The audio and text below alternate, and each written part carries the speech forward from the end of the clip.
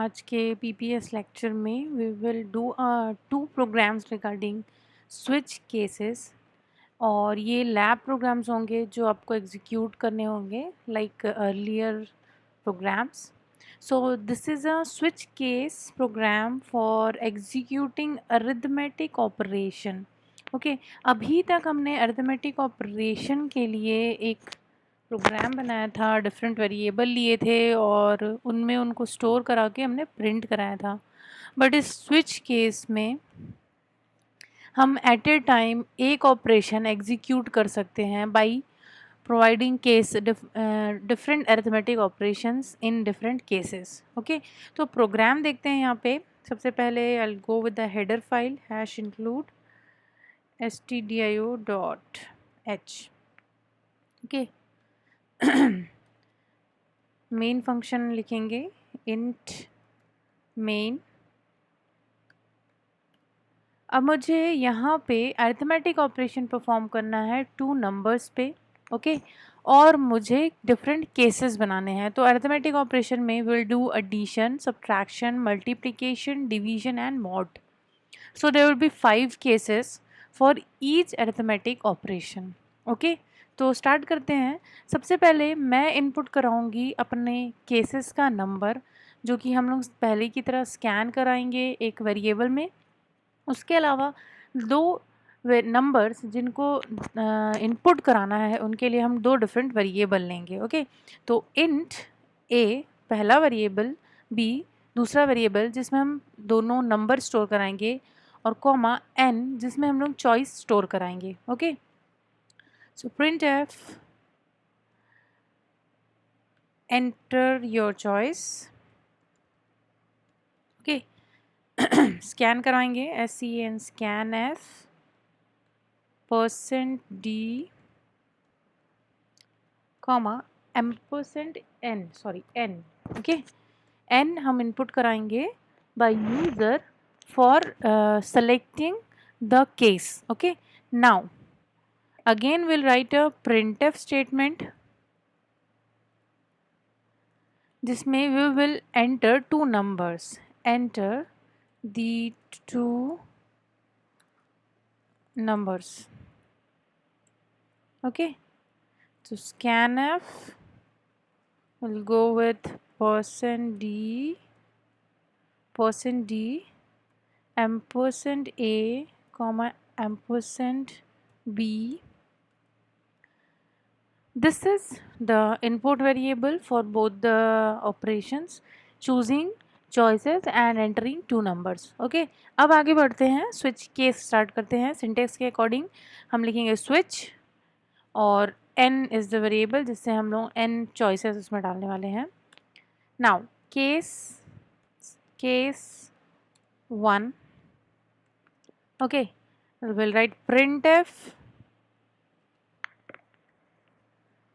सम. सबसे पहले समेशन देखेंगे. Sum is equals to %d में हम सम में स्टोर करा रहे हैं, अलग से कोई वेरिएबल स्टोर करने की ज़रूरत नहीं है. It will print comma a plus b. Okay, this is case 1. और केस 1 को ब्रेक करने के लिए, नेक्स्ट केस में जाने के लिए will use break statement. Case number 2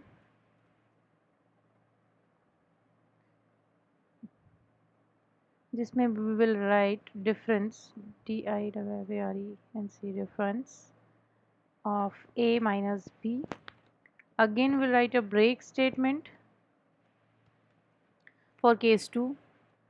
Case 3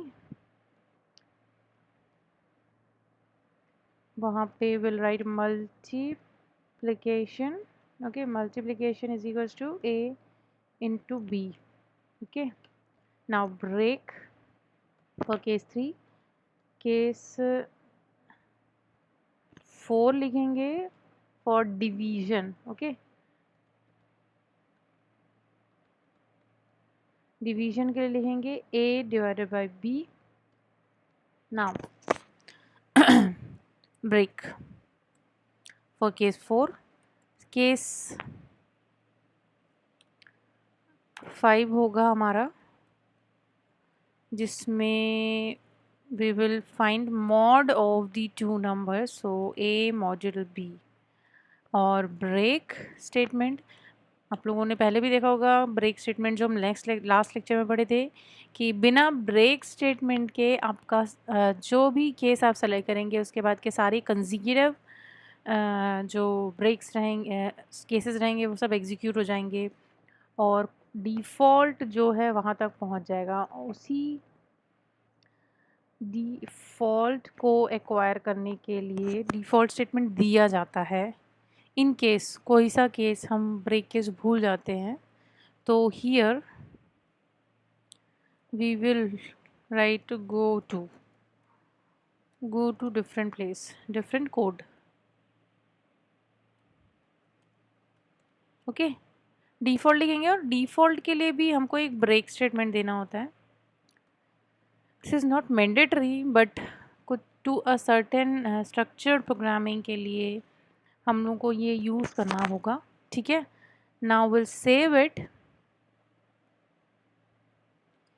AIRTH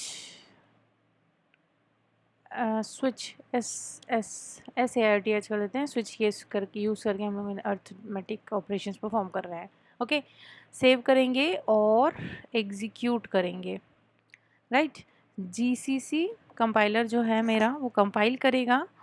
what is the name, SAIRTH.c object file बनाएगा SAIRTH,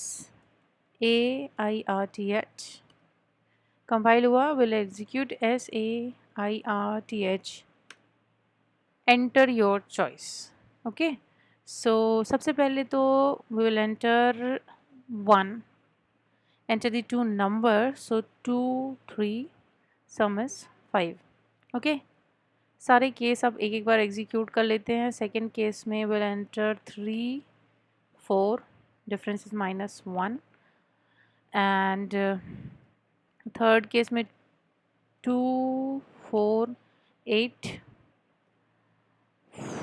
fourth case is 10 divided by 5 कर लेते हैं, answer is 2 and we'll do 24, sorry 5th case के लिए we'll have 24 divided by 5, तो mod operation will